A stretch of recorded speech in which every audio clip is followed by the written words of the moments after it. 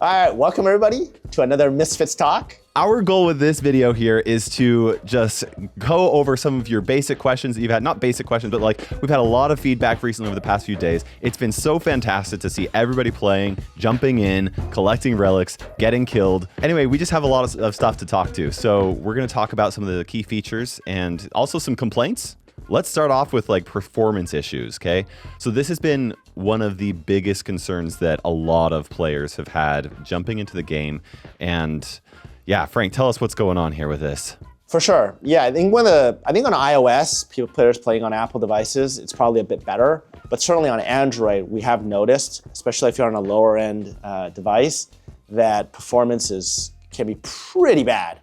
And multiple people have reported this. And we actually, since releasing the pre-alpha playtest 4, we've already done 2 forced game updates where we've basically gone and tried to make that performance better on low-end devices. There's a bunch of technical things that I won't go into, but you should have seen improvements after kind of like during the weekend, but also we just pushed one yesterday. So both of those updates should have made your experience better after having them. Yeah, I saw somebody say that the game was running great for them as long as they had an ice pack on the back of their phone. Yeah, that's the gold standard for us is no ice pack. So it sounds like things are pretty good. Things will continue to get better. Obviously, being able to play the game is like a super high priority for us. So. But that's fantastic. So if you guys continue having like really massive like crashes or serious performance issues that just keeps you from even playing the game, continue letting us know, because it sounds like by the time this video is coming out, a lot of the major stuff has been fixed, but we're still working on stuff. Let's move on to the new player experience and confusion, okay? Yeah, I would say definitely like, you know, your number one goal, which we try to do in our limited tutorial, which is that your goal is to get into the map, get relics, and get out. And then when you get out with those relics, you'll fill out this relic collection. And there's 75 different relics to collect, and you want to get all of them during the course of a season. And we will, in our next update, where we focused kind of on this new player experience, where we make that point really clear to players. Again, the reason why we haven't focused as much on it is this update, we were trying to get all of those key features in. One of the hard decisions we had to make was, well, we have to build all this stuff, and then we also have to make a tutorial. The thing about tutorials, you have to build all the stuff in before you can then go and make all of the new player onboarding. We actually really love a video that the Ryan the Cat, one of our Antihero creators, made. He goes into like all the details of specifically what all of it means. We understand that it's confusing, so if you want those details, check it out. Now this next one is a big topic of discussion. There's a lot of people that have their feedback is that the penalty for dying and not being able to like select the gear that you equip is just like, it just feels too punishing when you lose something that you really, really want. What are your thoughts of people sharing this feedback? Yeah, I mean, it's a tricky one to get right. We tried to figure out what's the right mix there, what in terms of what you lose versus not, in terms of what we support and being able to make you feel better about that versus right now where, you know, you leave the tutorial with quite a bit of high rarity gear, and then boom, you jump to the next match and you lose it. Well, we've done this in a few ways that maybe are like a little less obvious, especially given what we just talked about people not understanding the systems. But for example, we have like relic safe pockets where we let you protect certain relics you have on you that when you die, even with them, you don't lose them, you still bring them back. But on gear, we don't have that system.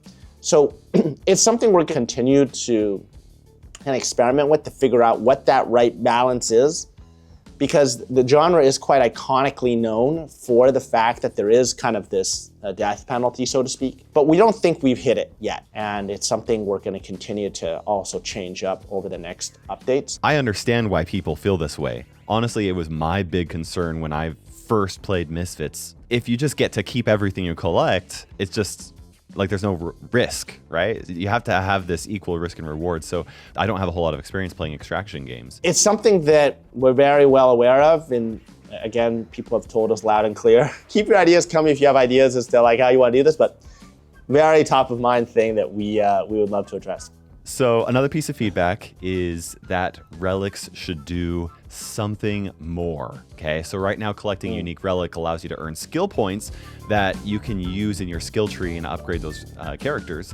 What we did was, anytime you get a relic, whether unique or not, you actually get relic skill points, which then go to power up your relic skill tree on a per hero basis. Like, there is benefit today from collecting not only the first time you get the unlock, which gives you hero skill points, which then powers up your hero skill tree, but also every relic gives you relic skill tree points, right? Which then power up a separate, skill tree per hero. So I get that that's confusing. We have a bunch of new systems in the game that are kind of foreign to players. We designed it with in mind that getting a unique relic would give you a benefit that relates to the hero and powers up the skill trees, right? Via the hero skill tree points. It's something we're going to continue to monitor this one and figure out, is there more we could do there? We're trying to build this awesome lore within the game where you basically have Zero, who's, my understanding, is like this AI bot that's kind of over-optimized everything and has kind of eliminated a lot of humanity along the way. And these relics are our way to go and retain the humanity and the history and what makes us human, and to bring that back and kind of fight against Zero. And that's where all these bots are in the game. You got to go and kill them and take them out and collect those relics. So lore-wise, there's a lot of different elements within relics that we're wanting to improve and just make them feel really important and impactful. Thank you all so much for all of your feedback. We have barely scratched the surface on all of the feedback that you guys have been giving us, and we are reading it every way that we can. Definitely leave comments in the section below for more feedback, because that's a fantastic way for us to just quickly read, and or on Discord, on social media, whatever you want to do, read it, put it on Reddit, wherever you put it. We're reading, we're looking for it. We want to build this game with you, so let us know.